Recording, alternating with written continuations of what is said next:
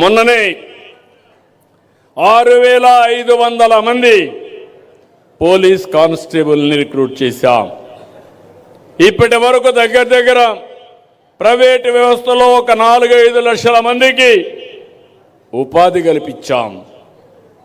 నిన్న మొన్న మీరు చూశారు, దేశంలో వచ్చిన పెట్టుబడుల్లో 25.3% మన రాష్ట్రానికి వచ్చాయంటే అది ఇక్కడుండే ఎన్డీఏ ప్రభుత్వం యొక్క సామర్థ్యతని మీ అందరికీ విజ్ఞప్తి చేస్తున్నా.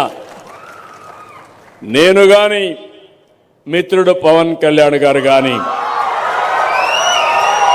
ఇంకో పక్క బీజేపీ అధినేత ప్రధానమంత్రి నరేంద్ర మోడీ గారు, ఈ మూడు కూడా మీరు చూస్తే ఇది డబల్ ఇంజిన్ సర్కారే కాదు, ట్రిపుల్ ఇంజిన్ బుల్లెట్ ట్రైన్. ఇది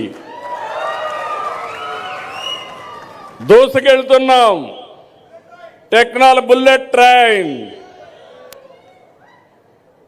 ఈరోజు మీరు చూస్తే ఒక పని కాదు, ఒక పక్క అభివృద్ధి, ఒక పక్క సంక్షేమం. ఒకప్పుడు మీ రోడ్లు మీరు చూశారు, ఈరోజు మట్టి లేని పరిస్థితుంటే నేను ఒకటే చెప్పాను మా అధికారులకి, గుంతలుగానుంటే మీ పని పడతానని చెప్పి ఎక్కడికక్కడ గుంతలు లేని రోడ్లు, పాట్ హోల్స్ లేని రోడ్లు, మీ ప్రయాణం ఎక్కడికి పోవాలన్నా సుజావుగా ఉండే విధంగా చేసే బాధ్యత నాదని మీ అందరికీ హామీ ఇస్తున్నా.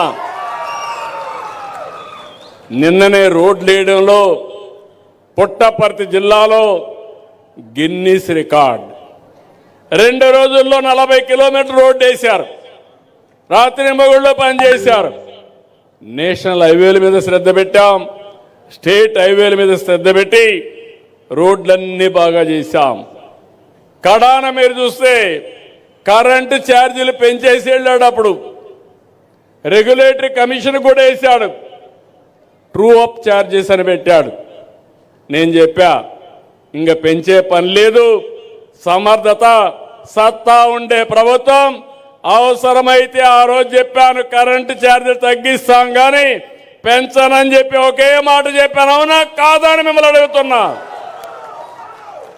4500 కోట్ల రూపాయలు పెంచుతానంటే ఆయన పెంచిపోయిన దాన్ని నేను ఈరోజు పెంచడం లేదు.